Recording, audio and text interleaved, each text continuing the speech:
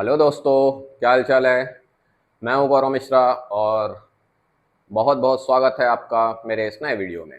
तो हम पढ़ रहे हैं क्लास 10th का चैप्टर नंबर 1, जिसका नाम है वास्तविक संख्या, जिसको अपन रियल नंबर्स के नाम से भी जानते हैं। तो अपन ने इस चैप्टर में अभाज्य गुणनखंड विधि और अभाज्य गुणनखंड विधि द्वारा एलसीएम एचसीएफ निकालना और अपरिमेय संख्याओं की अपरिमेयता को सिद्ध करना अब तक सीख चुके हैं। ठीक, दो चैप्टर दो एक्सरसाइज, सॉरी चैप्टर नहीं बोला जाए, दो एक्सरसाइज के वीडियो ऑलरेडी डल चुके हैं। अगर आपने उन्हें नहीं देखा है तो आप कृपया उसको सर्च कर कर देख लीजिए, ताकि आपका ये चैप्टर पूरी तरह से क्लियर हो जाए।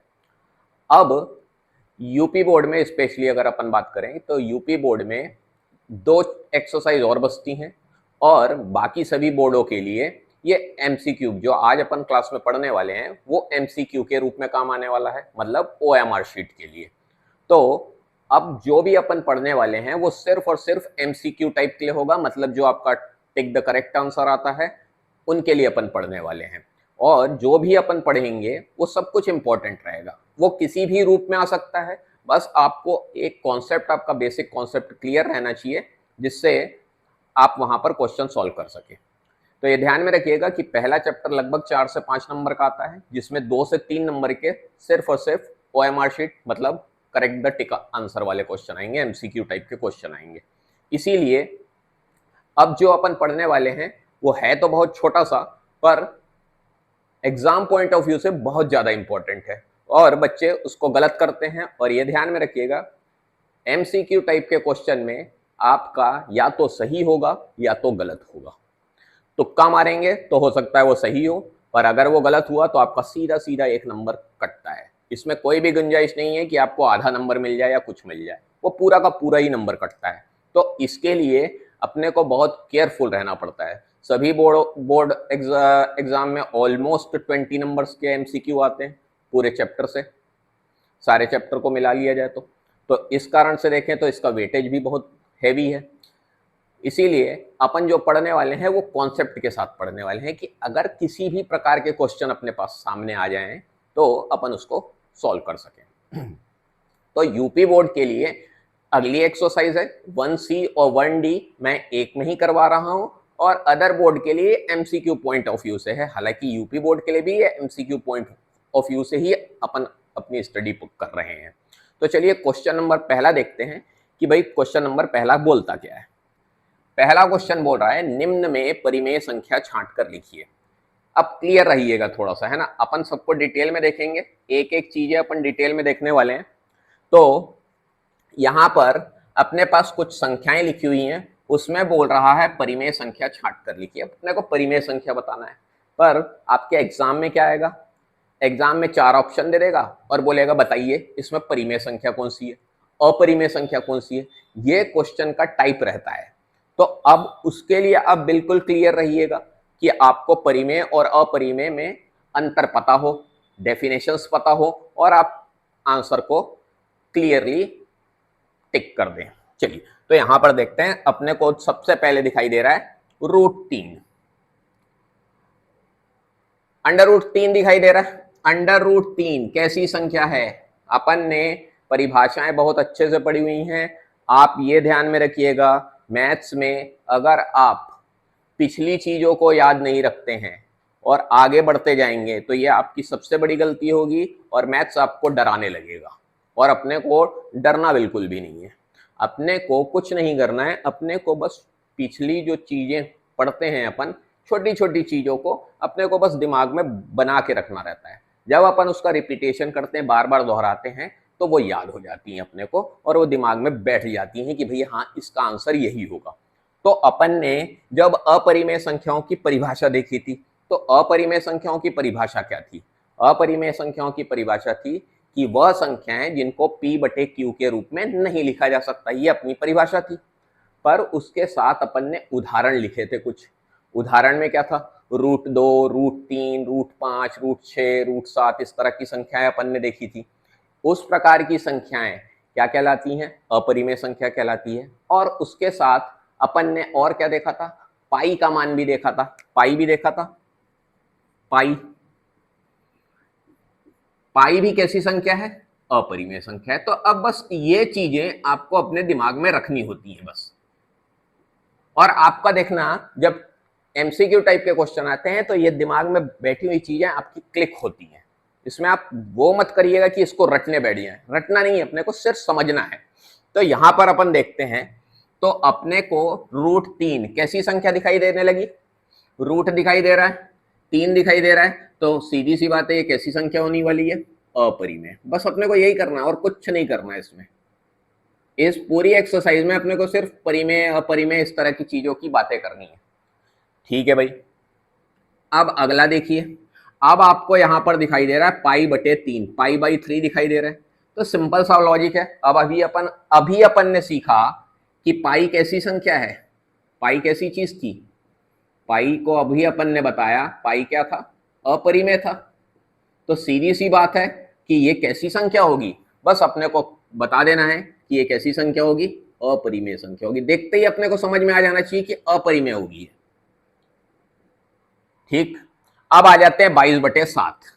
22/7 आपको कैसी दिखाई दे रही है ये बताइए। 22/7 परिमेय कि अपरिमेय? अब फिर से परिमेय संख्याओं की परिभाषा याद करिए, वह संख्याएं जिसको अपन p/q के रूप में लिख सकते हैं। तो भैया 22/7 को अपन p/q के रूप में लिख सकते हैं क्या? लिखा हुआ दिखाई तो दे ही रहा है। तो ये किस प्रकार की संख्या होगी, परिमेय संख्या होगी। इसमें भी दिक्कत नहीं है, चलिए लिख लिया अपन ने, ये आ गई परिमेय संख्या। चलिए अब आ जाते हैं ये वाली संख्या पर। यहां पर आपका दिमाग खुलना चालू होगा, यहां से आपका दिमाग खुलेगा। अब देखिए यहां पर जो लिखा हुआ है 3√4, ये कैसी संख्या होगी? अब आपके दिमाग में तुरंत चला होगा कि भैया अंडर रूट में दिखाई दे रहा है तो ये तो अपरिमेय होगी। पर अपने को दिमाग को हमेशा अवेयर रखना है, अलर्ट रखना है। मैथ्स का ये सबसे पहला रूल होता है कि अपन ने आज तक जो सीखा है वो बातें अपन अपने दिमाग में चलाते रहें। जब अपन मैथ्स पढ़ते हैं सब कुछ दिमाग में चलते रहना चाहिए, थोड़ा बहुत थोड़ा बहुत थोड़ा बहुत चलते रहना चाहिए। तो यहां पे अपन जब यहां पे देखते हैं तो ये 3 दिखाई दे रहा है और यहां पे √4 दिखाई दे रहा है। ये √4 जो है इसको क्या आप 2 नहीं लिख सकते? 4 अगर रूट से बाहर आएगा तो वो क्या कहलाएगा, 2 कहलाएगा। और ये आ गया 3 दूनी 6, और 6 के बटे में अपन 1 लगा सकते हैं। तो बटे में अगर आ गया तो ये p/q का रूप दिखाई देने लगा, क्लियरली है। तो यहां पर आपका ये कौन सी संख्या हो जाएगी, परिमेय संख्या हो जाएगी। ये ध्यान में रखिए। बस इस तरह से छोटी छोटी चीजों के लिए अपने को अलर्ट रहना है, ज्यादा दिमाग नहीं लगाना है, थोड़ा सा अलर्ट रहना है बस। ये ध्यान में रखिए कि जिसका रूट निकल सके उसको अपने को लिखना है। ये नहीं है कि रूट देखते ही अपन बोले कि अपरिमेय, ये काम गलती नहीं करना है बिल्कुल भी। आपको दिमाग को अलर्ट रखना है, शांतिपूर्वक एकदम ध्यान से शांत होकर अपने को क्वेश्चन पर कंसंट्रेट करना है, नजर बनाना है कि इसका क्या हो सकता है। ये ध्यान में रखिए, छोटी छोटी बातों को याद रखेंगे तो गड़बड़ी की संभावना बिल्कुल नहीं रहेंगी। चलिए अब यहां पर आ जाते हैं। अब ये दिखाई देने लगा आपको, तो यहां पर मिश्रित भिन्न लिखा हुआ है, ठीक है, मिक्स्ड फ्रैक्शन में लिखा हुआ है। तो यहां पर अपने को मालूम है 4 चौके कितने हो गए, 16, 16 और 1 17/3, इसको लिख सकते हैं अपन 17/3। अब देखिए ये रूट से बाहर आ सकता है क्या, कुछ देखिए, क्या 17 रूट से बाहर आ सकता है? नहीं आ सकता। क्या 3 बाहर आ सकता है? नहीं आ सकता। तो मतलब रूट से बाहर नहीं आ सकता, तो इसको अपन क्लियरली बोलेंगे, क्या बोलेंगे, अपरिमेय। अपरिमेय संख्या रूट में है, दिखाई दे रहा है अपने को कि पर ये रूट से बाहर नहीं आ सकता। अंदर की संख्या p/q के रूप में लिखी है, पर ये जो रूट चढ़ा हुआ है ये अपने को ध्यान में रखना है कि ये किसके लिए होता है, अपरिमेय, पर रूट से बाहर भी नहीं आ रहा है। तो ऐसे छोटी छोटी चीजों को जब आप माइंड में बनाकर रखे रहेंगे अपने, तो आपको कभी भी किसी भी प्रकार की परेशानी नहीं होगी। बस थोड़ा सा अलर्ट रहिए। मैथ्स और उससे ज्यादा कुछ नहीं मांगता है कि आपको बहुत डीप नॉलेज होना चाहिए या बहुत भयंकर नॉलेज होना चाहिए, बिल्कुल नहीं। आप बस आपने आज तक जितनी पढ़ाई की है उसको लेकर अलर्ट रहिए, अपने दिमाग में चलाते रहिए कि भैया हाँ ऐसा भी तो हो सकता है। ये आप जब अपने आप से क्वेश्चन पूछेंगे, अपने मन से क्वेश्चन पूछेंगे कि भाई क्या ऐसा नहीं हो सकता, क्या ऐसा हो सकता है, तो इस प्रकार की चीजें आप धीरे धीरे धीरे धीरे मैथ्स आपका अपने आप इंप्रूव होता जाएगा। तो यहां पर हो गया। अब यहां पर 2.33 ये बार लगा हुआ है। बार का मतलब है, पहले अपन वो कर लेते हैं, यहाँ पे 3 अकेला दिखाई दे रहा है और उसके बाद 3 के ऊपर बार लगा हुआ है। बार का मतलब होता है कि 3 जो है ये बार बार आ रहा है, इसके बाद ये बार बार आ रहा है, ये लगातार आ रहा है। अब ये किस प्रकार की संख्या है, पहले मैं वो लिख देता हूं। ये है अशांत आवर्ती दशमलव। देखिए ये असल में आपके कोर्स से हट गया है। अशांत आवर्ती और अशांत अनावर्ती दशमलव हट गया है, तो थोड़ा सा दिक्कत तो रहती है। पर आपने 9th क्लास में ये पढ़ा होगा, इस प्रकार की चीजों को अपन P/Q के रूप में लिख सकते हैं। तो यहां पर अपन याददाश्त के लिखते हैं, इस प्रकार की संख्याओं को, इस प्रकार की संख्याओं को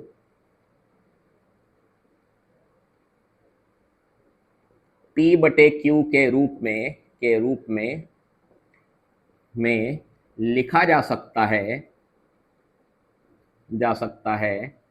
इसीलिए इसीलिए इसीलिए 2.33 बार एक परिमेय संख्या होगी, है ना।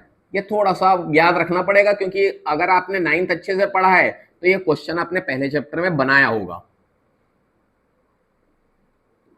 पर अगर आपने नहीं पढ़ा है, 9th अगर आपने अच्छे से नहीं पढ़ा है या आपको याद नहीं है, तो आपको थोड़ा सा ध्यान में रखना है कि अशांत आवर्ती दशमलव को अपन P/Q के रूप में लिख सकते हैं। ये थोड़ा सा क्लियर रखिएगा। यहां पर अपने पास एक पॉइंट मिल गया है, तो यहां पर अपन लिख लेते हैं। यहां पर अपन ने लिख दिया है अशांत आवर्ती, इसलिए अपने को और लिखने की जरूरत नहीं है। यहां पर ये पॉइंट है, आप इसको ध्यान में रखिएगा। अशांत आवर्ती दशमलव इस प्रकार की संख्याओं को P/Q के रूप में लिखा जा सकता है, ये आप थोड़ा सा ध्यान में रखिएगा। चलिए, तो ये आपका हो गया पहला क्वेश्चन, ये अपने पास आ गया। अब आपके मन में एक क्वेश्चन आना चाहिए। अब देखते हैं, यहां पर दूसरा पॉइंट अभी से लिख लेते हैं। अशांत अनावर्ती दशमलव संख्या को P/Q के रूप में नहीं लिखा जा सकता। ये एक और पॉइंट हो गया, जो आपको मैंने बोला था कि जब मैं पॉइंट लिखाऊं तो उसको नोट करना है। इसीलिए ये संख्याएं अपरिमेय होती हैं। क्लियर है, कोई दिक्कत तो नहीं है। ये थोड़ा सा याद रखिएगा। हालांकि अपना हटा हुआ है, तो अपन इसको डिटेल में नहीं जान सकते हैं, क्योंकि डिटेल में जाएंगे तो काफी ज्यादा समय बर्बाद होगा। लगभग एक क्लास पूरी बर्बाद हो जाएगी इसको समझाने में, सिर्फ अकेले। तो अभी के लिए आपके पास पॉइंट है, अशांत आवर्ती और अशांत अनावर्ती दशमलव संख्या को अपन P/Q के रूप में नहीं लिख सकते, और इसको लिख सकते हैं। ठीक है, आवर्ती और अनावर्ती का मतलब अगर आपको जानना है तो वो मैं बता सकता हूं। आवर्ती का मतलब होता है आवर्ती का अर्थ होता है, मतलब होता है बार बार आना। जैसे यहां पर अपन को दिख रहा था 3 क्या हो रहा है, बार बार आ रहा है, लगातार आते जा रहा है, देखो है कि नहीं। तो आवर्ती का मतलब होता है बार बार आना। तो कोई भी संख्या अगर बार बार आती है, कोई भी संख्या अगर बार बार आए तो वो क्या होगी, अशांत आवर्ती कहलाएगी। और अनावर्ती का मतलब है, क्लियर है, इसका ठीक उल्टा होना है। अनावर्ती का मतलब होगा, अनावर्ती का मतलब है कोई भी संख्या लगातार नहीं आएगी, अलग अलग संख्याएं आएंगी। कोई भी संख्या लगातार नहीं आएंगी, ठीक है ना, अलग अलग संख्याएं आएंगी। तो ये आप थोड़ा सा हिंदी में मतलब इसको ध्यान में रख लीजिएगा, और इसका कोई मतलब नहीं है, इससे ज्यादा अपने को ज्यादा जानना भी नहीं है, इतना ज्यादा जरूरी भी नहीं है, पर थोड़ा सा इंपॉर्टेंट था इसीलिए मैंने इसको बता दिया है। तो ये हिंदी में जो लिखवाया है मैंने पहले भी बोला था कि जो मैं हिंदी में लिखवाऊं उसको आपको एकदम अलग नोट करके रखना है, ये बहुत इंपॉर्टेंट है क्योंकि आपको हमेशा मदद करेगा ये जो भी मैं हिंदी में लिखवाऊंगा। तो इसको आप लिख लीजिएगा, स्क्रीनशॉट ले लीजिए, तब तक अपन नेक्स्ट क्वेश्चन की ओर मूव करते हैं, ठीक है ना। चलिए,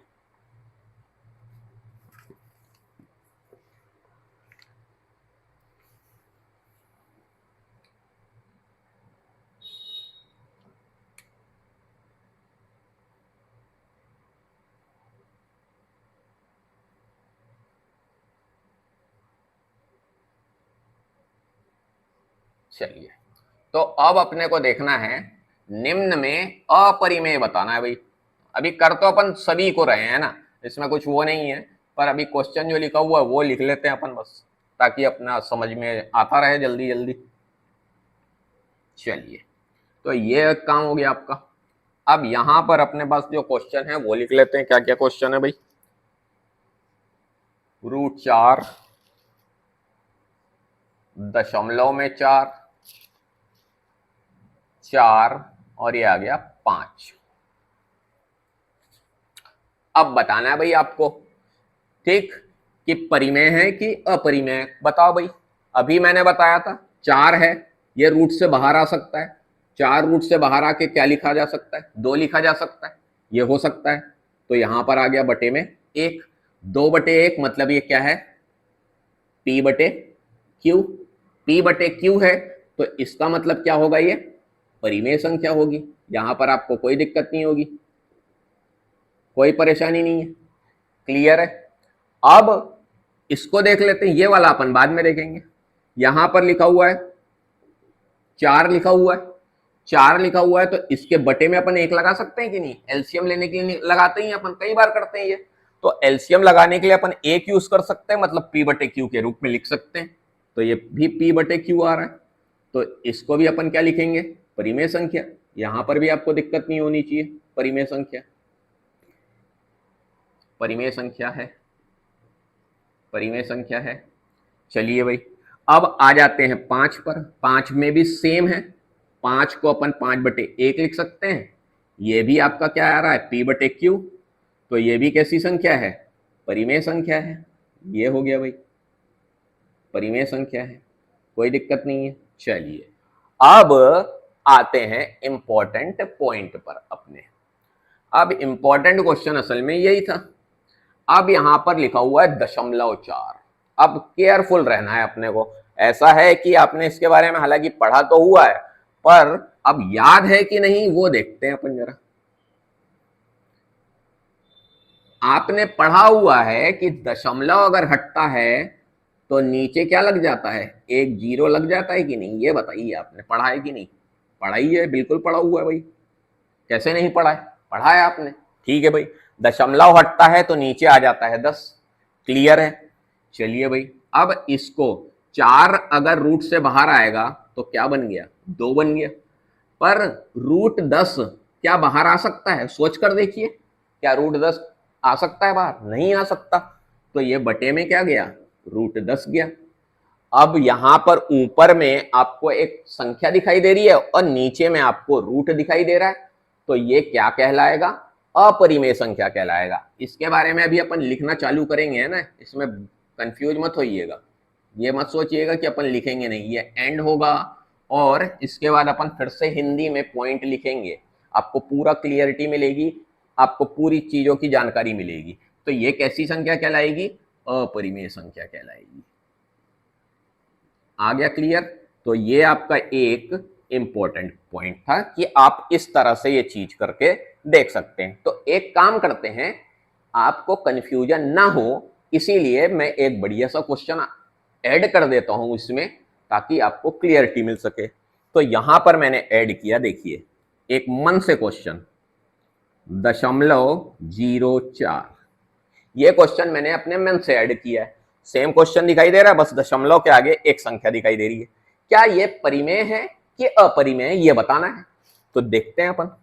अभी मैंने बताया 0.04 लिखा अपन ने, दशमलव हटा, दशमलव के बाद कितनी संख्याएं हैं, 2 संख्याएं हैं, तो कितने शून्य लग जाएंगे, 2 शून्य लग जाएंगे। ठीक है भाई। अब यहां पर अपन ने लिख लिया 4/100, कोई दिक्कत नहीं है। अब 4 रूट से बाहर आएगा तो क्या बनेगा, 2, और 100 रूट से बाहर आएगा तो क्या बनेगा, 10। और ये कितनी बार में गया, आ गया 1/5।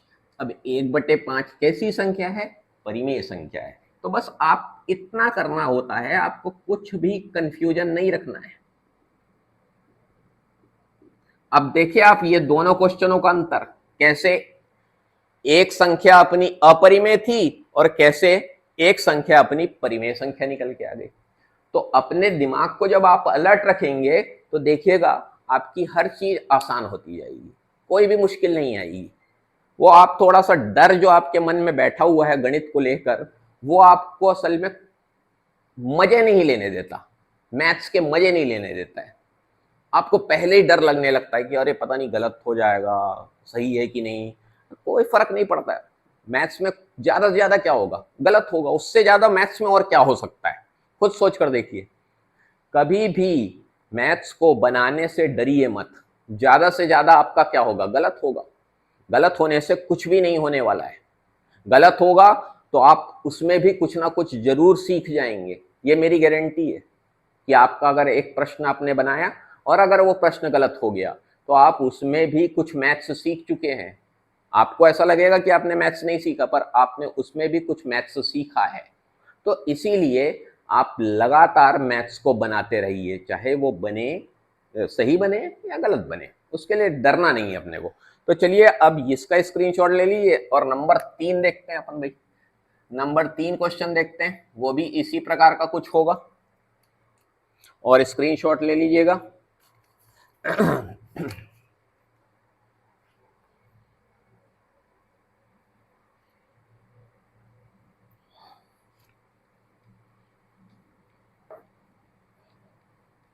तीसरा क्वेश्चन बोल रहा है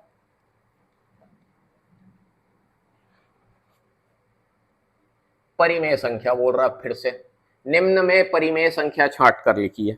चलिए भाई लिख लेते हैं। यहां पर अपन ने लिख लिया संख्या जो है अपनी √9 14.0373737 डैश डैश डैश। उसके बाद है √1 और उसके बाद आपके पास आया π+4। चलिए यहां पर अपने पास 3 संख्याएं हैं, फिर से अपन अपना दिमाग दौड़ाना चालू करते हैं। क्या 9 किसी का रूट होता है, स्क्वायर रूट हो सकता है? बिल्कुल हो सकता है। 9 किसका स्क्वायर रूट होता है? 3 का होता है। अपन ने 3 रूट से बाहर निकाल लिया, 3 लिख लिया। 3/1 भी लिख सकते हैं। तो ये कैसी संख्या हो गई?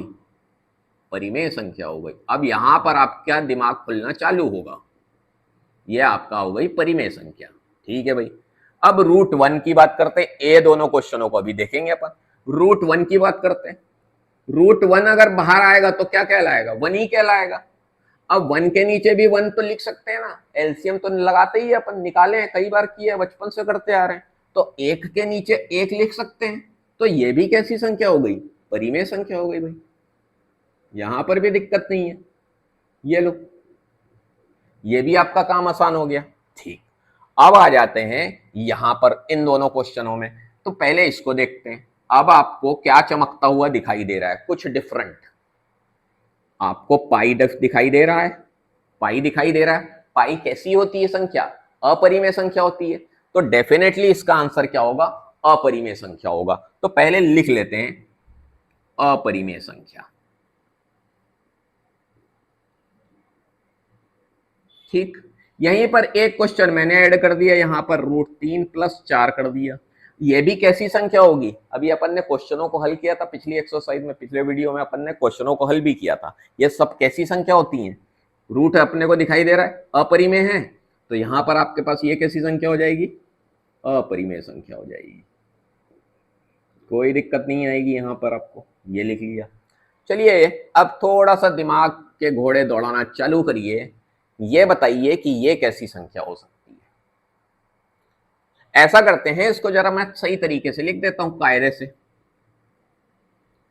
यहां पे 0 तो लिखा हुआ है, ये जो 3 7 3 7 3 7 है, ये क्या है, बार बार आ रहा है, तो इसको अपन यहां पर बार के रूप में लिख लेते हैं, ये बार बार लगा देते हैं। अभी मैंने बताया था पिछले ही प्रश्न में कि इस प्रकार की जो चीजें हैं, मतलब 3 7 जो है वो बार बार आ रहा है, तो कोई चीज बार बार आती है तो वो क्या कहलाती है, आपको खुद पता चल चुका है। ये कौन सी वाली संख्या है, अशांत आवर्ती संख्या है, और अशांत आवर्ती को अपन क्या लिख सकते हैं, परिमेय संख्या लिख सकते हैं। यह अब आपकी परिभाषा यहां पर काम आई, तो यहां पर अपन ने लिख लिया इसको परिमेय संख्या, क्योंकि ये क्या है, अशांत आवर्ती है, आवर्ती है कि नहीं। तो इस प्रकार से अब धीरे धीरे अपन सीखने के प्रोसेस में आ गए हैं, तो इसका भी स्क्रीनशॉट ले लीजिए। उसके बाद अपना अगला क्वेश्चन देखेंगे।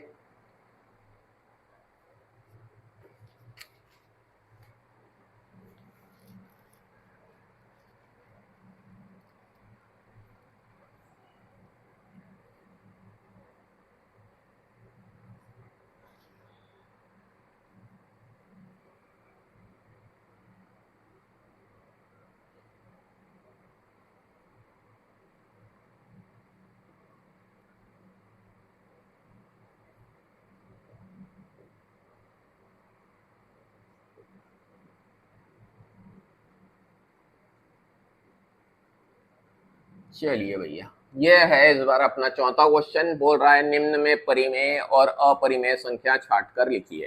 ठीक है, तो कर लेते हैं अपन, क्वेश्चन लिख लेते हैं, फिर आप लोगों से डिस्कस करेंगे। यहाँ पर पहला आया 4 माइनस रूट 3, फिर उसके बाद आया रूट 7/2, वही हो गया। 5 माइनस रूट 4 आ गया, और यहां पर एक और आ गया 0.01, ये आ गई आपके पास संख्याएं। ठीक,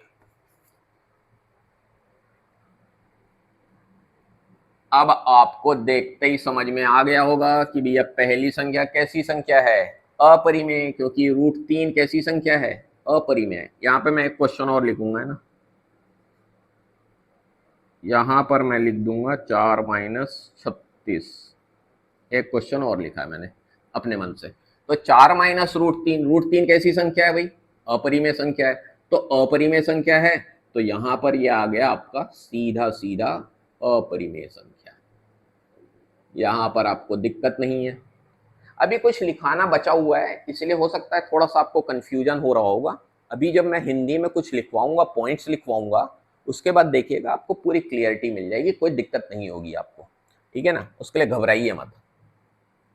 रूट 7 किसकी संख्या दिखाई दे रही है, रूट 7 तो भैया अपरिमेय होती है, और ये बटे में 2 लिखा हुआ है, तो ये भी कैसी संख्या होगी, अपरिमेय होगी, अपरिमेय संख्या होगी। बस इस क्वेश्चन के बाद वो पॉइंट लिखने वाले हैं, बेफिक्र रहिएगा, और इसी से कनेक्ट करके ही मैं लिखवाऊंगा। अब आपको ये बताना है कि ये कैसी संख्या होगी। देखिए, हड़बड़ाहट नहीं करनी है, ये ध्यान में रखिए, मैं बार बार बोल रहा हूँ कि क्वेश्चनों में हड़बड़ाहट नहीं होनी चाहिए कि धमाधम धमाधम धमाधम करते जा रहे हैं, ऐसा नहीं होना चाहिए। एकदम माइंड को अलर्ट रखना है। जैसे ही अपने को यहाँ पे रूट के अंदर 4 दिखाई दिया, तुरंत क्लिक होना चाहिए, अरे नहीं, रूट 4 का मान तो 2 होता है।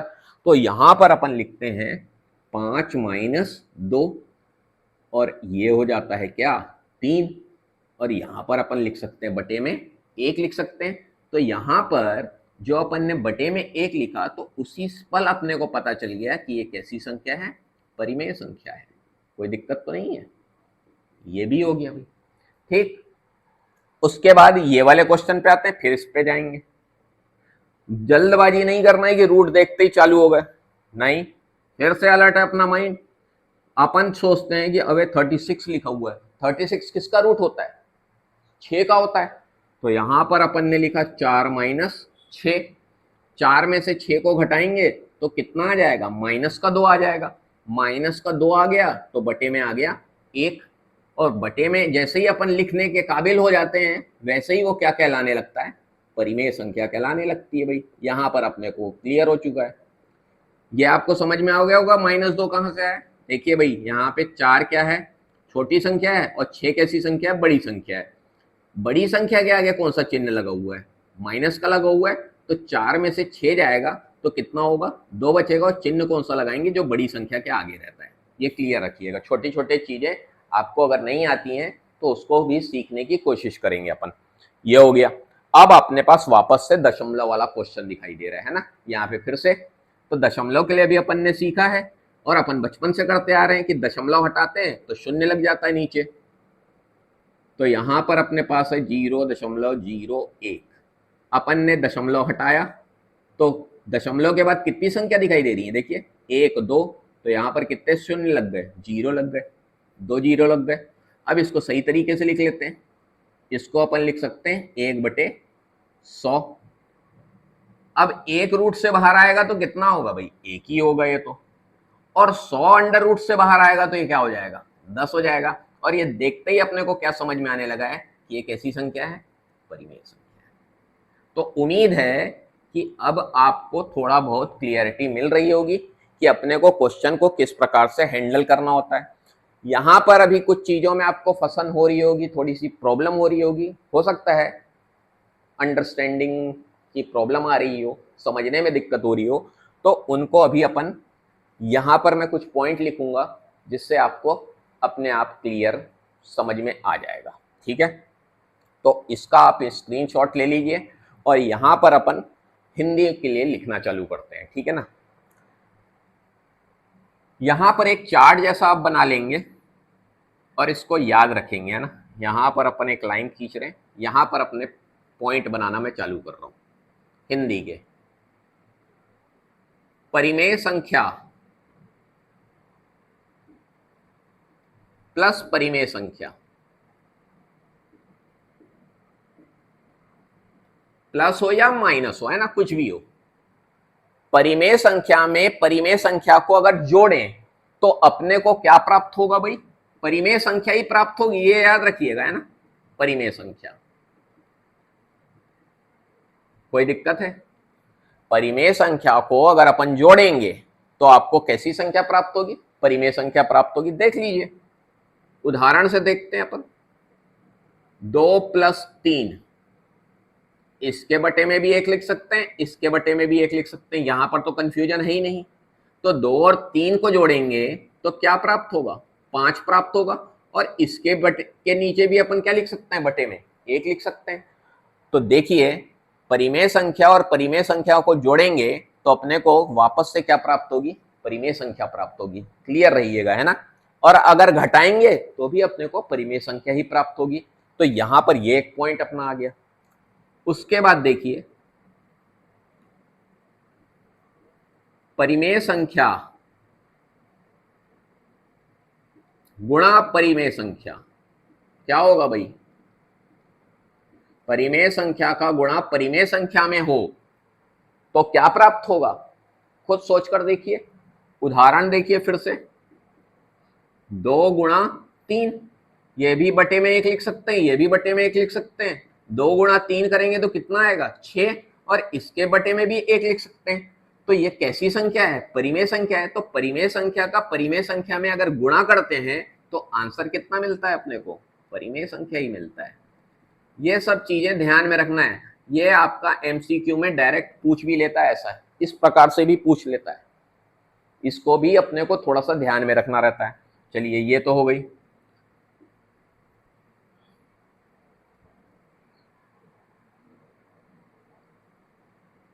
जो उत्तर गुणा के लिए है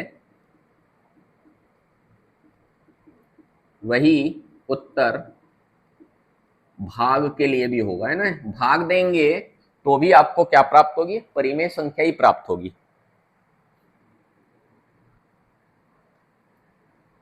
देने पर भी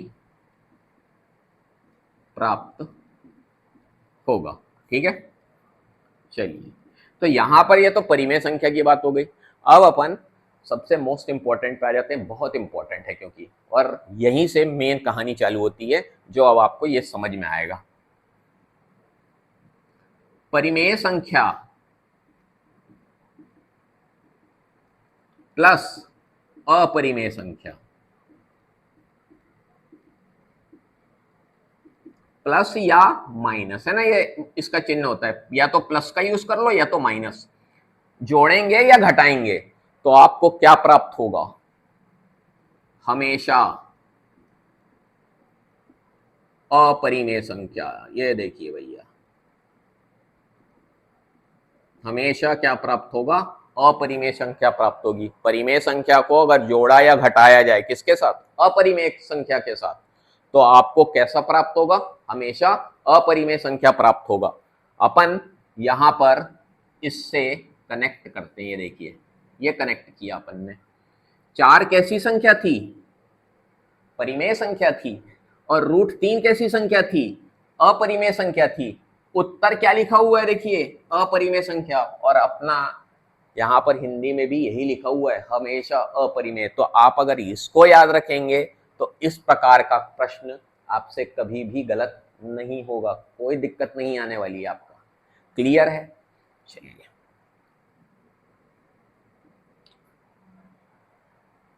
परिमेय संख्या गुणा अपरिमेय संख्या क्या होगा भाई, बताइए। उदाहरण के जरिए पहले देख लेते हैं। 3√5, बताइए भैया ये कैसी संख्या है। क्लियर दिखाई दे रहा है कि अपरिमेय संख्या है, तो बस लिख दीजिए हमेशा, हमेशा अपरिमेय, हमेशा अपरिमेय। ये भी अपन ने सीख लिया, हमेशा अपरिमेय संख्या प्राप्त होगी। ठीक है, और कुछ बचता है, अब बचता है बटे वाला, परिमेय संख्या बटे अपरिमेय संख्या। बताइए भाई क्या आएगा, या अपरिमेय संख्या,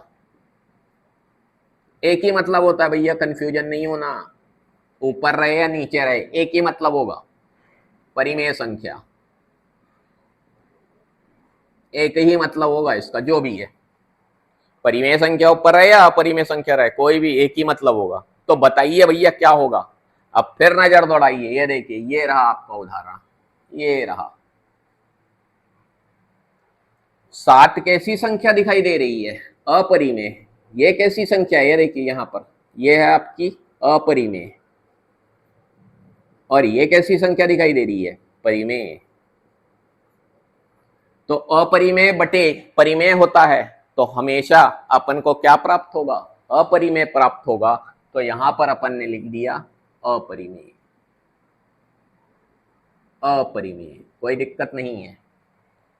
ठीक है, तो यहां पर अब फाइनल आने वाला है आपके पास, बचा हुआ जो है अपरिमेय की बात होने वाली है। अपरिमेय की बात होने वाली है तो थोड़ा सा दिक्कत ही होगा, और कुछ नहीं होगा। अपरिमेय गुणा अपरिमेय, अब बताइए भैया क्या होगा, अपरिमेय गुणा अपरिमेय। तो इसका उत्तर ही अपन पहले लिखते हैं, उदाहरण बाद में। कभी परिमेय, कभी अपरिमेय, फिक्स नहीं है, डिसाइड नहीं है, कभी परिमेय प्राप्त हो सकता है, कभी अपरिमेय प्राप्त हो सकता है, देखना है आपको, देख लीजिए। √3 गुणा √3 कितना होता है, रूट का 9, रूट का 9 कितना होता है, 3, और इसको अपन लिख सकते हैं क्या, उदाहरण 3/1, मतलब परिमेय संख्या लिख सकते हैं भाई, है ये तो, इसमें तो कोई डाउट ही नहीं होना चाहिए, अपने को अच्छे से पता है। पर दूसरा उदाहरण जब देखते हैं, √2 गुणा √3, तो 2 गुणा √3 करेंगे तो कितना आ गया, √6, और √6 कैसी संख्या है, अपरिमेय। तो कभी परिमेय प्राप्त हो सकती है, कभी अपरिमेय प्राप्त हो सकती है, ये क्लियर रखिएगा। जो संख्या रहेगी उसके आधार पर ही अपन डिसाइड कर सकते हैं कि वो परिमेय होगी कि अपरिमेय होगी, है ना। कोई दिक्कत तो नहीं है। चलिए, तो ये आपको समझ में आ गया। यहां पर आपके पास दिक्कत होनी नहीं चाहिए। सेम प्रोसेस बटे के लिए भी रहता है, भाग के लिए भी रहता है। अपरिमेय बटे अपरिमेय, तो उसको आप यहां पर लिख लीजिए। थोड़ा सा जगह की कमी हो रही है तो यहां पर लिख लेते हैं अपन आखिरी पॉइंट, अपरिमेय बटे अपरिमेय। इसका भी उत्तर सेम है, कभी परिमेय कभी परिमेय कभी अपरिमेय। कोई दिक्कत है? तो कोई दिक्कत नहीं है भाई। अब आपको ये सारी कहानी समझ में आ चुकी है और मुझे पूरी उम्मीद है कि इसमें आपको डाउट नहीं रहेगा। हाँ, ये आपको इम्पोर्टेंटली करके याद रखना है। ये बहुत इंपॉर्टेंट है क्योंकि ये जो लिखा हुआ है ये बहुत इंपॉर्टेंट है, जिसको अपने को थोड़ा सा याद रखना होगा। तो आप स्क्रीनशॉट ले लीजिए, तब तक अपन दूसरे चीज़ों की तैयारी करते हैं कि क्या अपने को करना है। चलो, हो गया है। चलिए,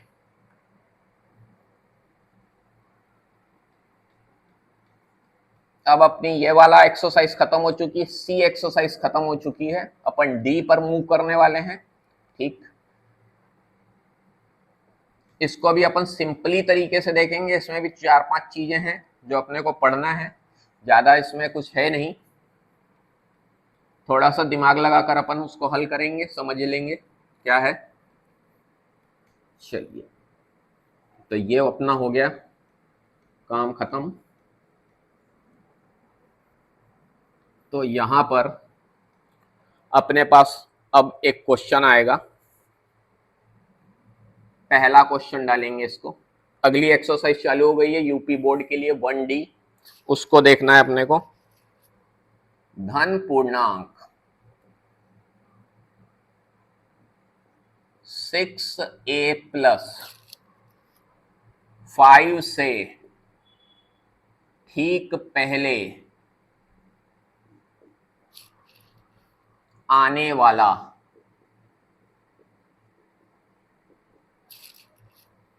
धन पूर्णांक क्या होगा।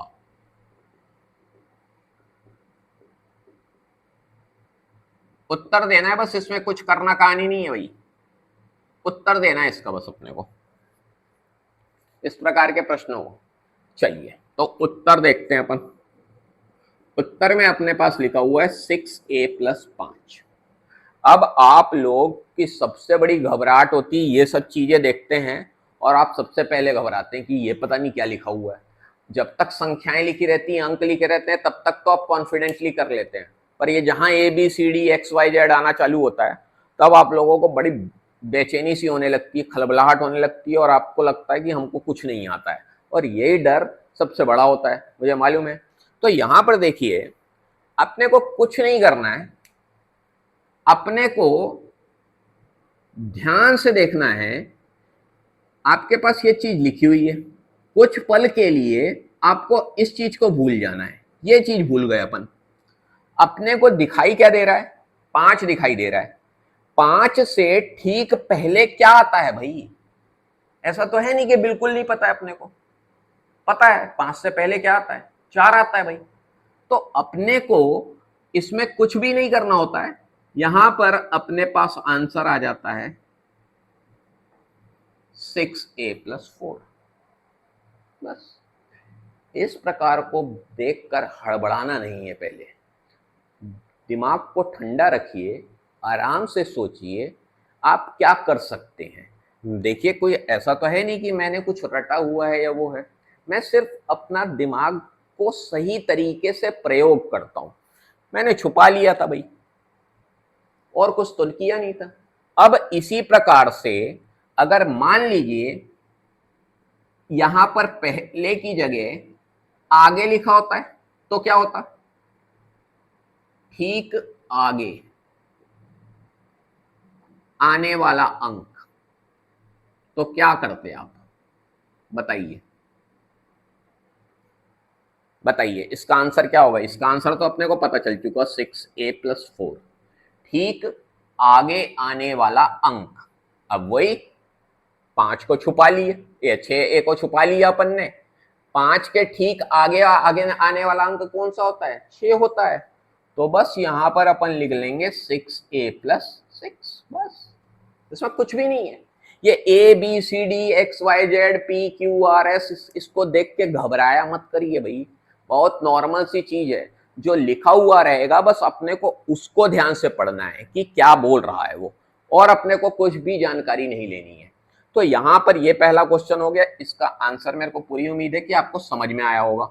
चलिए,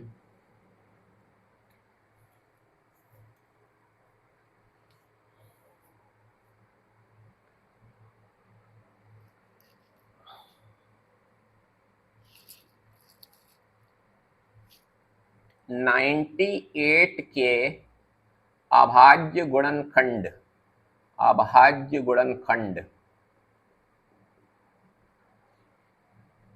के घातों का योग लिखिए। ये बड़ा एक इंपॉर्टेंट टाइप का क्वेश्चन हो जाता है ना।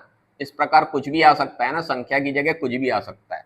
घातों का योग, अंतर, कुछ भी। योग का मतलब होता है जोड़ना, योग का मतलब होता है जोड़ना, है ना, ये ध्यान में रखिए ना, प्लस करना। तो यहाँ पे 98 के अभाज्य गुणनखंड के घातों का योग लिखने बोल रहा है। तो सबसे पहले आपको चमकता हुआ क्या दिखाई दे रहा है, 98 का अभाज्य गुणनखंड आपको चमकता हुआ दिखाई दे रहा है।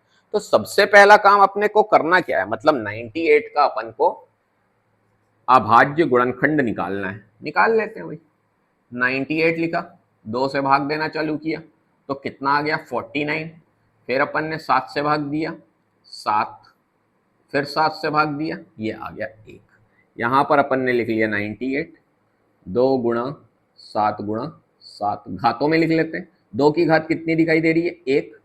7 की घात कितनी दिखाई दे रही है, 7 की घात कितनी दिखाई दे रही है, 2 दिखाई दे रही है। 7 2 बार है तो 7 की घात कितनी हो गई, 2। अब ध्यान से पढ़िए, अभाज्य गुणनखंड तो निकाल लिया, उसके बाद बोल रहा है घातों का योग लिखिए। घात कितनी दिखाई दे रही है, देखिए ये 1 दिखाई दे रही है, ये 2 दिखाई दे रही है।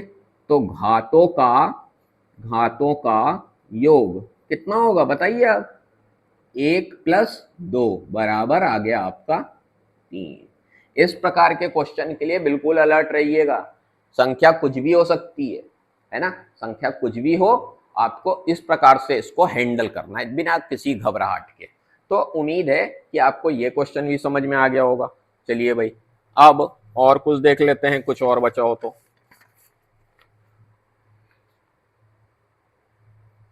ठीक है, चलिए इसको भाई स्क्रीनशॉट ले लीजिए, क्योंकि इसको मेरे को मिटाना पड़ेगा, फिर मैं अगला क्वेश्चन लिखूंगा। चलिए, ठीक।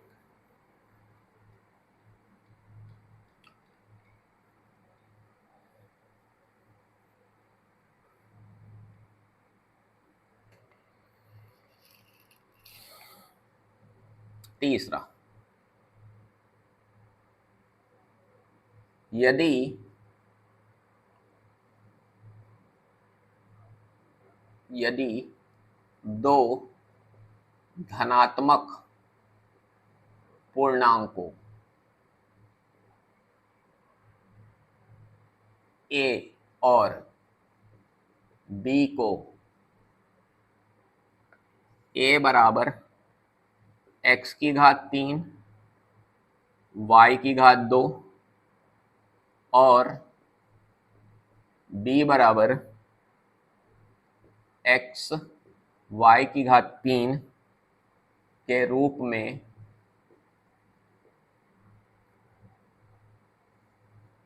लिखा गया है, तो HCF AB ज्ञात करो। ठीक है, HCF AB क्या होगा। ठीक है, ये सब टिक लगाने वाले में आ गया है ना, ध्यान में रखिएगा। बनाने के लिए नहीं देता, बहुत कम गुंजाइश रहती है कि इस प्रकार का क्वेश्चन बनाने के लिए आएगा। ये सब MCQ में टिक लगाने के लिए आता है। तो चलिए भैया, तो अब यहां पर कुछ a बराबर ये लिखा हुआ है और b बराबर कुछ लिखा हुआ है। a बराबर कुछ लिखा है, लिख लो भाई जो लिखा हुआ है, और b बराबर कुछ लिखा हुआ है, लिख लो भाई। कोई दिक्कत? कोई दिक्कत नहीं, ठीक है भाई। अब याद करिए कि इस प्रकार से अपन लिखते कब थे, याद होगा अभाज्य गुणनखंड विधि में HCF LCM निकालते थे, तो ऐसी यहाँ पे संख्या लिखी रहती थी और यहाँ पे कुछ कुछ लिखा रहता था, याद होगा। तो बस अपने को ये जो लिखा हुआ है इसको बस अपने को गुणा के रूप में लिखना है। x की घात 3, x की घात 3 का मतलब है x गुणा x गुणा x। कितनी बार है ये? 3 बार है, घात 3 लिखा है तो 3 बार गुणा में लिखा। इसी प्रकार y को अपन लिखेंगे y गुणा y। कोई दिक्कत? y कितनी बार है? 2 बार है। x 3 बार था तो x की घात 3 बना, y की घात 2 है तो y को अपन ने कितनी बार गुणा में लिखा? 2 बार लिखा। इसी प्रकार नीचे वाले को लिख लेते हैं। x कितनी बार है? 1 बार है, छोड़ दिए भाई। उसके बाद गुणा का चिन्ह। y कितनी बार दिखाई दे रहा है? 3 बार दिखाई दे रहा है तो 3 बार लिख लेंगे, ये लिख लिए भाई, हो गया। अब आपको HCF निकालना आता है, कोई दिक्कत नहीं है। HCF कॉमन ढूंढना है, देख लीजिए कॉमन, ये रहा x, ये रहा y और ये रहा एक और y। कोई दिक्कत? यहां पर x लिख दिया, यहां पर y लिख दिया और एक और y लिख दिया। x y का y में गुणा होगा तो कितना हो जाएगा? y की घात। तो उम्मीद है कि आप इसको समझ गए होंगे। तो इस प्रकार के प्रश्न जब आपको दिए होंगे तो आपने इस प्रकार से लिख लेना है, इस प्रकार से, ठीक। और उसके बाद बड़ी आसानी से जो आपने सीखा हुआ है वो अप्लाई कर दीजिएगा। एक्स वाई को देखकर घबराया मत करिए, फिर से दोहराऊंगा, ABCD XYZ PQRS, इसको देखकर घबराने की जरूरत बिल्कुल नहीं है। ठंडा दिमाग रखिए, आराम से क्वेश्चन का सॉल्यूशन मिलेगा आपको। घबराने से कुछ मिलेगा थोड़ी ना, हासिल नहीं होगा कुछ भी। तो चलिए, ये आपने देख लिया, समझ लिया। तो एक क्वेश्चन और है तो उसको आप खुद से ट्राई करके देखिएगा, है ना। हालांकि मैं अब तो बता ही दूंगा।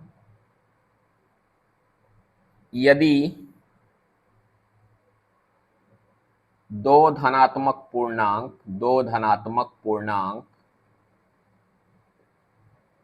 पूर्णांक p बराबर AB स्क्वायर और Q बराबर a की घात 3b के रूप में, a की घात 3b के रूप में लिखा गया है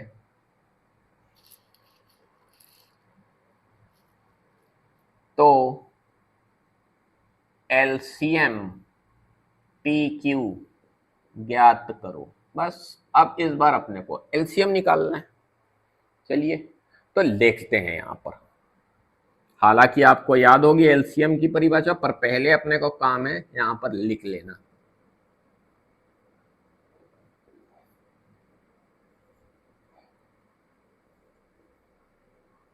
ये लिखा हुआ है तो पहले अपन करते हैं गुणा के रूप में लिख लेते हैं भाई। a गुणा b की घात 2, a की घात 3 गुणा b, और यहाँ पे घातें भी चढ़ा देते हैं, ऐसा करते हैं, ठीक है ना, क्योंकि LCM की बात हो रही है। तो LCM में अपन ने क्या सीखा था? जो सबसे बड़ी घात होगी उसको गुणा के रूप में लिखते जाना है। बस अपने को वही पुरानी बात को याद रखना है। तो a दिखाई दे रहा है, a की सबसे बड़ी घात क्या दिखाई दे रही है पूरे में? a की घात 3, ठीक है भाई, लिख लिया। अब उसके बाद अगला क्या दिखाई दे रहा है? b दिखाई दे रहा है। b की सबसे बड़ी घात कौन सी दिखाई दे रही है? b की घात 2, तो ये आ गया b की घात 2 और ये है इसका आंसर। तो उम्मीद है आपको कि ये आपको बड़े अच्छे से समझ में आ गया होगा। तो घबराना नहीं है, संख्याओं की जगह अगर XYZ ABCD इस टाइप का कुछ दिया रहेगा तो भी ये बनेगा ऐसे ही, इसमें कुछ भी डिफरेंट नहीं होगा। तो स्क्रीनशॉट ले लीजिए, अगला क्वेश्चन देखेंगे अपन।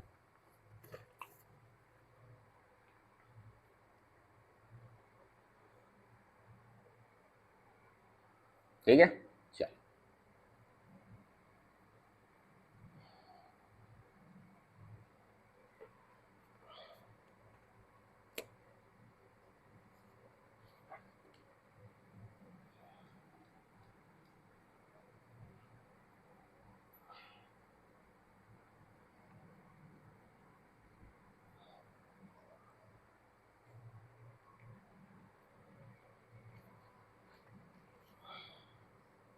एक शून्येतर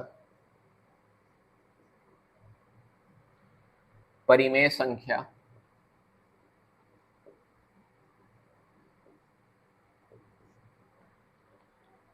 और एक अपरिमेय संख्या का गुणनफल क्या होगा। ये देखिए भैया, जो मैंने लिखवाया था वो आ गया आपके सामने। जो अभी मैंने एक टेबल टाइप का बनवाया था वो अभी आपके सामने आ गया है ना। बताना है अब। तो सबसे पहले अपन इस क्वेश्चन में समझेंगे शून्येतर को।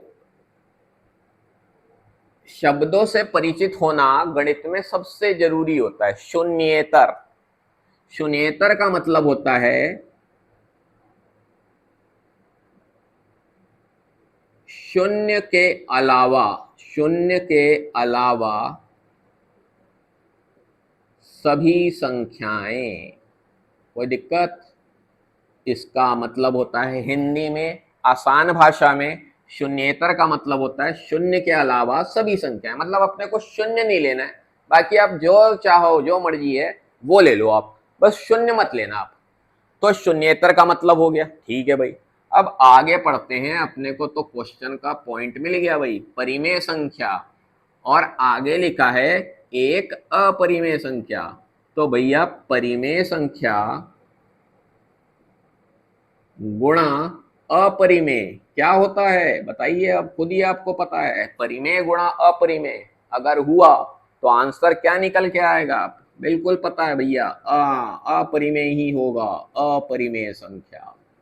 तो ये बड़ा आसानी से पता चल गया कि गुणनफल क्या होगा, अपरिमेय संख्या होगा। यहाँ पर दिक्कत नहीं है, अपन ने वो पॉइंट लिखा था, बस आपको उसको थोड़ा सा याद करने की जरूरत है। आप जब उसको याद कर लेंगे, थोड़ा सा समझ लेंगे, तो देखिएगा इस प्रकार के प्रश्न आपसे कभी भी मिस नहीं होंगे और गलती नहीं होगा। तो अब यहाँ पर कुछ चीजें आने वाली हैं, यही आपका, और कुछ तो इसमें है नहीं। एक क्वेश्चन है, बस उसको लिख लीजिए, उसका आंसर कर दूंगा मैं, वो घर पे ही करना है आपको। 1 से 10 तक की संख्याओं, तक की संख्याओं में सभी संख्याओं से विभाज्य विभाज्य न्यूनतम संख्या, न्यूनतम संख्या क्या होगी। यहां पर उत्तर में देख लीजिए, न्यूनतम लिखा है, न्यूनतम लिखा है, इसीलिए हमें लसा निकालना है ना, एलसीएम निकालना है।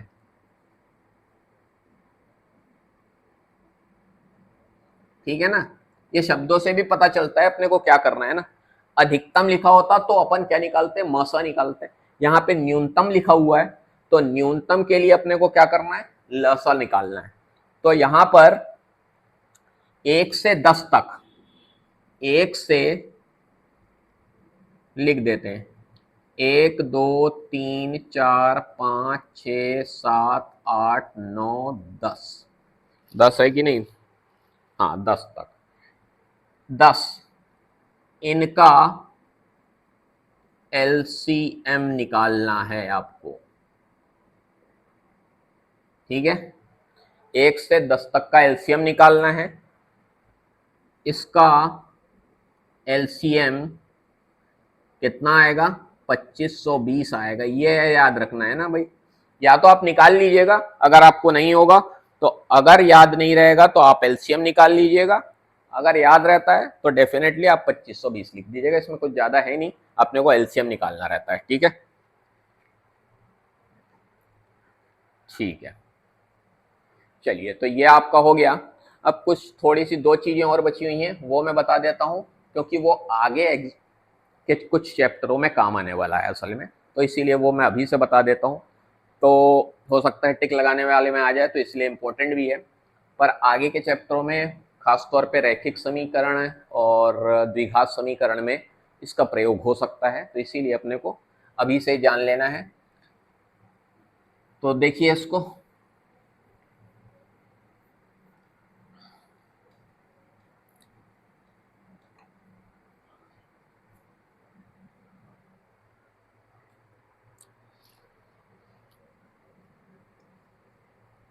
किसी पूर्णांक m के लिए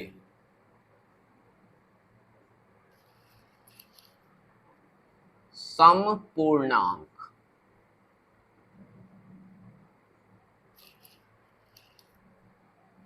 किस रूप का होता है?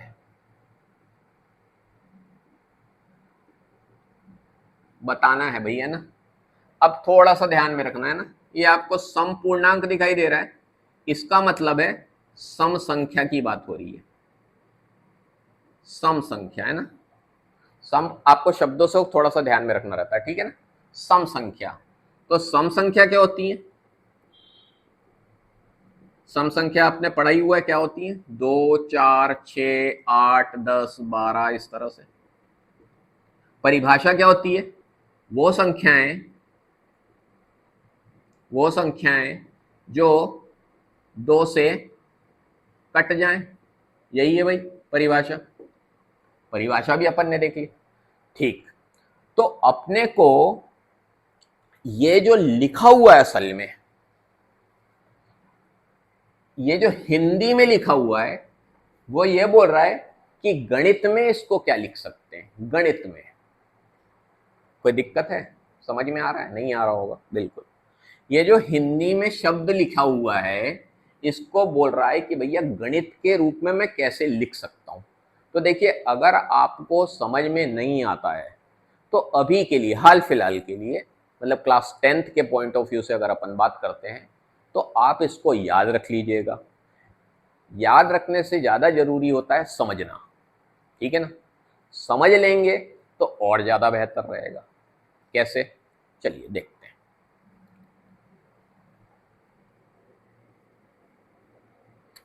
यहां पर आपको पता है, यहां पे जितने अंक अभी मैंने लिखे सिर्फ उसकी बात करेंगे।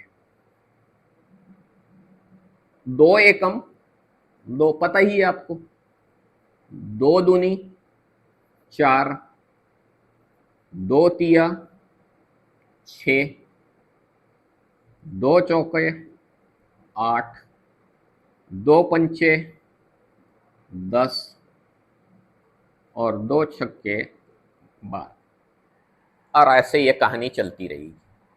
क्लियर है? तो अब यहां पर नजर दौड़ाते हैं, ये वाला हिस्सा, ये वाला हिस्सा, इसमें आपको क्या संख्या दिखाई दे रही है? सब जगह आपको क्या दिखाई दे रहा है? देखिए 2 दिखाई दे रहा है, तो ये 2 आ गया। अब ये जो 1 2 3 4 5 6 है, ये तो अलग अलग कुछ दिखाई दे रहा है ना।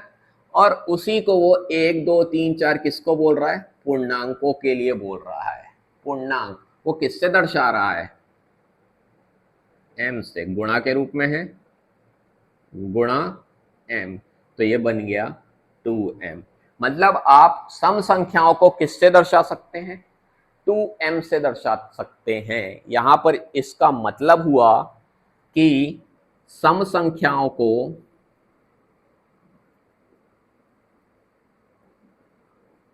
2m से दर्शाया जा सकता है।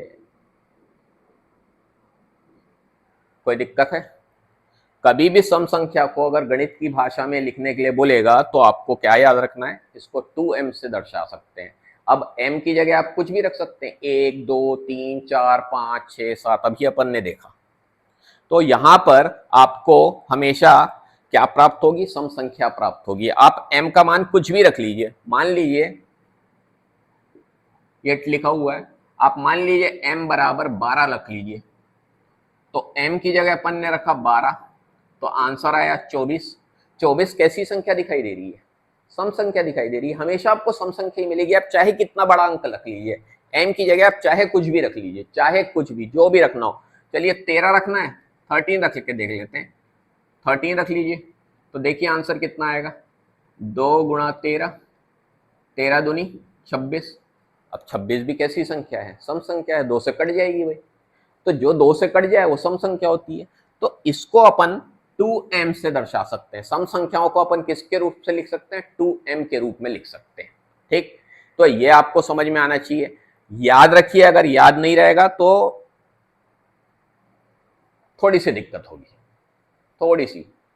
समझ में नहीं आया तो वो चल जाएगा, पर याद नहीं रहा तो थोड़ी सी दिक्कत हो जाएगी। तो याद रखना इसको जरूरी है अभी हाल फिलहाल के लिए, कि अपने को इसको याद रखना ज्यादा जरूरी है। तो ये अपन ने समझ लिया। अब इसी के उल्टा दिया जाए, सम की जगह अपन क्या कर लें, विषम कर लें, तो क्या होगा, ठीक है ना, उसको देख लेते हैं। तो पहले स्क्रीनशॉट ले लीजिएगा, इसको भी नोट करना है आपको कॉपी में, है ना। हिंदी में जो भी चीज लिखाई जाएगी वो नोट करना है। तो यहां पर सम की जगह अपन कर देते हैं विषम पूर्णांक, विषम पूर्णांक। तो ये किसकी बात होने लगी भाई, आपकी विषम संख्याओं की। विषम संख्याएं क्या होती हैं भाई, अपने को पता ही है, बचपन से पढ़ते आ रहे हैं। विषम संख्याएं मतलब ऑड नंबर, सम संख्याएं मतलब इवन नंबर्स। विषम संख्या ऑड नंबर की बात हो रही है, 1 3 5 7 9 11 एंड सो ऑन। ठीक, परिभाषा क्या होती है, वे संख्याएं जो 2 से नहीं कटती हैं, यही है परिभाषा भाई, और कुछ तो है नहीं। वे संख्याएं जो 2 से नहीं कट सकती उनको अपन क्या बोलते हैं, विषम संख्या बोलते हैं। यही पढ़ते आए अपन। चलो भाई, ये भी अपने को समझ में आ गया। तो अब यहां पर अपने पास फिर से एक काम आया। तो यहां पर एक काम करते हैं, अपन सबसे पहले इसको डायरेक्ट लिख लेते हैं कि ये क्या होता है। विषम संख्या को गणित के रूप में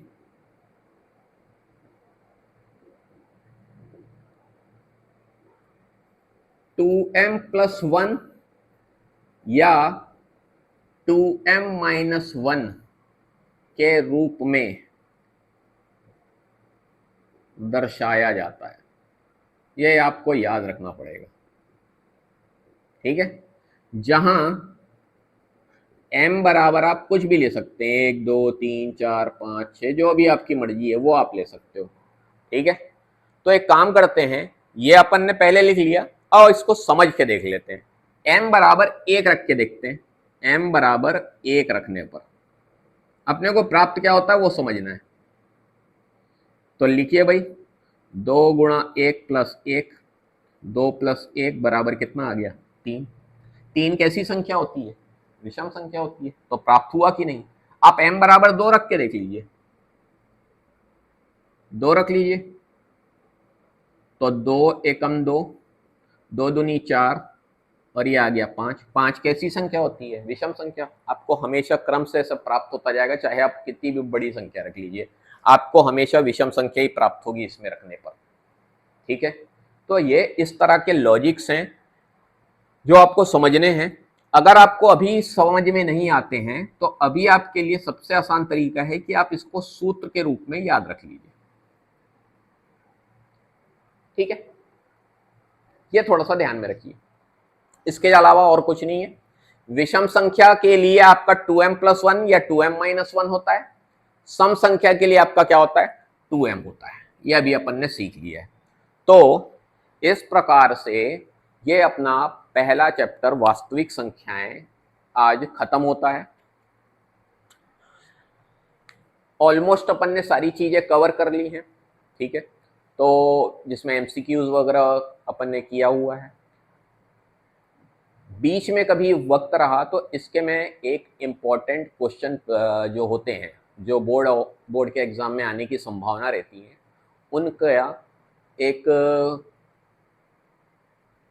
लिख कर इसको मैं वीडियो आपको प्रेजेंट कर दूंगा, उसको आपको एज अ टेस्ट घर पर ट्राई करना है और वो इम्पोर्टेंट क्वेश्चंस रहेंगे जो बोर्ड एग्जाम में आ सकते हैं।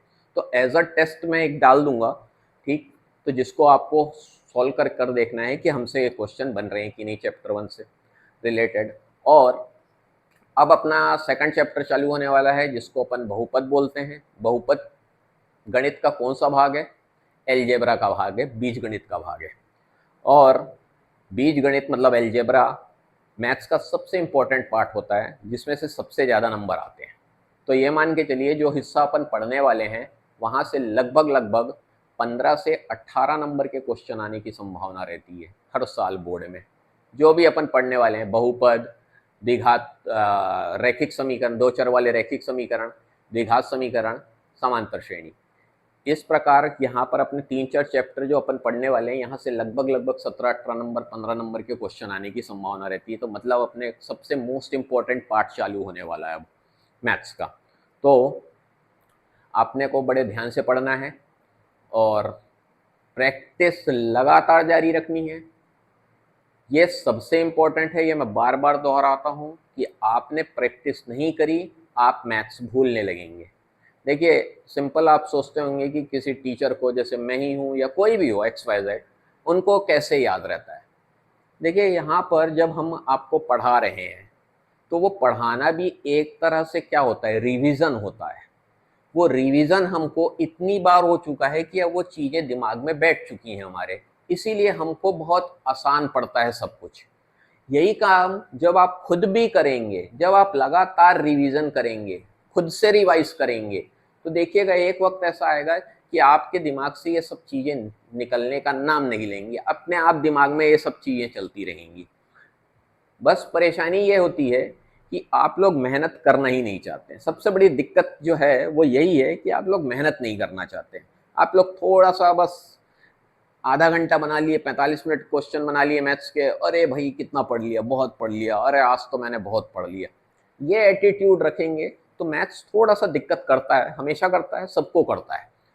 ये एटीट्यूड मत रखिए, मैथ्स को वक्त दीजिए, मैथ्स से प्यार कीजिए, मैथ्स आपको भरपूर रिस्पॉन्स देगा, ये ध्यान में रखिए। और आपको इतना सोचने और समझने के काबिल बनाएगा कि आप कुछ भी, आपको ऐसा मन में फील होने लगेगा कि मैं कुछ भी कर सकता हूँ। मैथ्स में इतनी ज़्यादा पावर है कि मैथ्स अगर आपको समझ में आने लगेगा, आप बनाने लगेंगे, तो आप अंदर से फील करने लगेंगे कि अरे मेरे लिए सब कुछ आसान है, मैं तो कुछ भी कर सकता हूँ।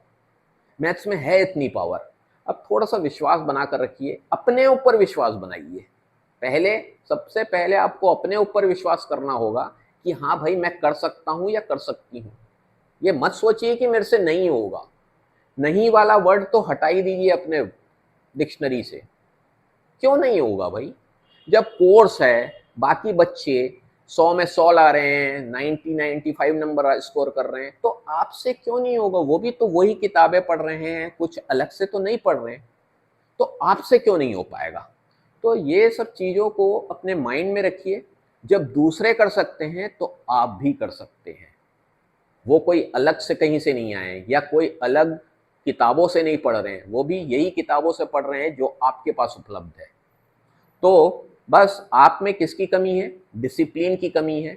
वो डिसिप्लिन के साथ रेगुलर पढ़ाई करते हैं, कोई भी चीज़ को मिस नहीं करते हैं। आप, यही कारण है जो एक नॉर्मल स्टूडेंट और एक टॉपर में डिफरेंस पैदा करता है, वो है डिसिप्लिन। डिसिप्लिन मतलब रोज पढ़ाई करना। जैसे आप खाना खाते हैं, ठीक है, स्कूल जाते हैं, सोते हैं, ठीक, नहाते हैं, ये सब आपका डेली रूटीन है। ये डेली रूटीन में कभी पढ़ाई शामिल नहीं हो पाती। जिस दिन आपकी पढ़ाई शामिल होने लगी ना डेली रूटीन में, मतलब जैसे सोना जरूरी है, खाना जरूरी है, ठीक, ये सब चीज़ें ज़रूरी हैं। ऐसे ही जिस दिन आपके लिए पढ़ाई ज़रूरी होने लगेगी तो ऑटोमेटिकली आप अपने आप टॉपर बनने के ओर अग्रसर हो जाएंगे। आप भी टॉपर की कैटेगरी में जाने के योग्य बन जाएंगे, काबिल बन जाएंगे। बस ये आपको भरोसा रखना पड़ेगा अपने ऊपर। और ये नहीं है मैथ्स में या किसी भी विषय में कि आपने 4 दिन बड़े ज़ोर-शोर से पढ़ाई की, मोटिवेट हो गए, अरे भैया आज तो मैं फाड़ दूँगा, ये कर ले 4 घंटा 6 घंटा पढ़ दिए, ठीक। 2-3 दिन पढ़े, फिर उसके बाद वापस से वही ढीलम-ढाल। ये नहीं होना चाहिए। एक टॉपर कभी भी अपना रूल ब्रेक नहीं करता है, वो रेगुलर पढ़ाई करता है। वो 2 घंटा पढ़ता हो, 3 घंटा पढ़ता हो या 4 घंटा पढ़ता हो, वो फ़र्क नहीं पड़ता है, पर वो रेगुलर पढ़ाई करता है। वो डिसिप्लिन आपको भी मेंटेन करना है। अगर आप ये करेंगे तो आप भी टॉपर बन सकते हैं, इसमें कोई बड़ी बात नहीं है। कोई दिक्कत नहीं होती कि बहुत बड़ी बात है टॉपर बनना, ऐसा कुछ नहीं है। आसान है, 3-4 घंटा 5 घंटा पढ़ना है, बस रेगुलर पढ़ना है, 3-4-5 घंटा आप रेगुलर पढ़िए, आप भी टॉपर बन सकते हैं।